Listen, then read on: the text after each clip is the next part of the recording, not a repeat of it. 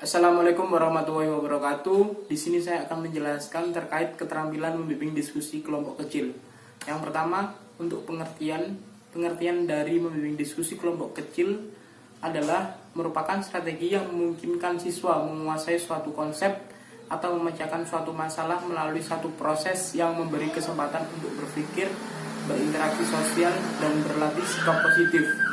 Dengan demikian, diskusi kelompok dapat meningkatkan kreativitas siswa serta membina kemampuan berkomunikasi, termasuk di dalamnya keterampilan berbahasa. Oke, untuk selanjutnya.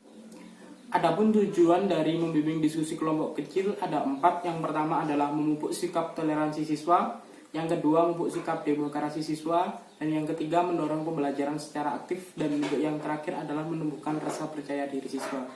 Oke, selanjutnya.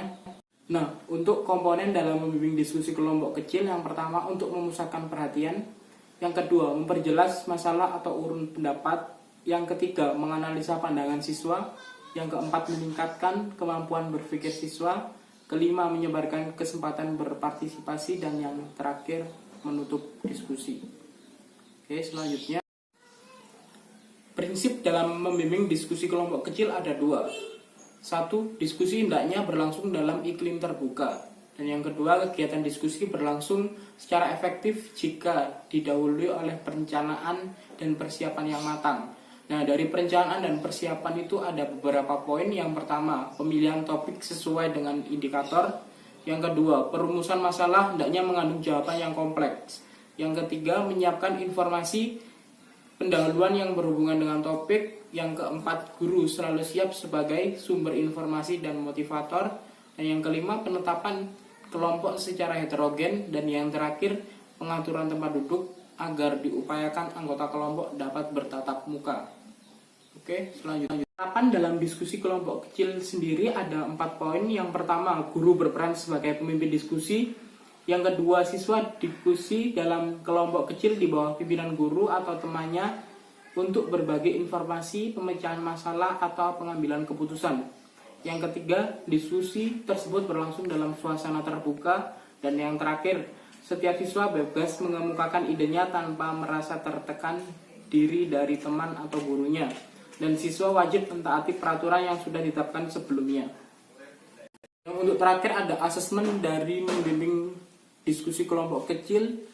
Yang pertama ada tadi memusatkan perhatian. Dari memusatkan perhatian ada beberapa poin yang harus kita nilai. Yang pertama, perumusan tujuan, merumuskan masalah, menandai hal-hal yang tidak relevan, dan membuat rangkuman bertahap.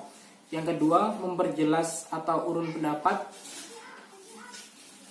memparafrase, merangkum, menggali, menguraikan secara detail. Dan yang ketiga, menganalisa pandangan siswa. Untuk poin yang perlu dinilai adalah menandai kesetujuan dan ketidaksetujuan dan meneliti alasan. Yang keempat, meningkatkan urun pendapat siswa. Untuk poin yang harus dinilai adalah menimbulkan pertanyaan, menggunakan contoh-contoh, menggunakan hal-hal sedang bicarakan, menunggu, dan memberikan dukungan.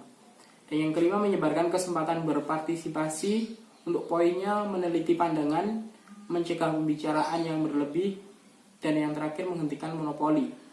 Untuk asesmen yang terakhir yaitu menutup diskusi, di mana merangkum memberi gambaran yang akan dating atau menilai. Nah, demikian hal-hal yang dapat saya sampaikan terkait keterampilan membimbing diskusi kelompok kecil.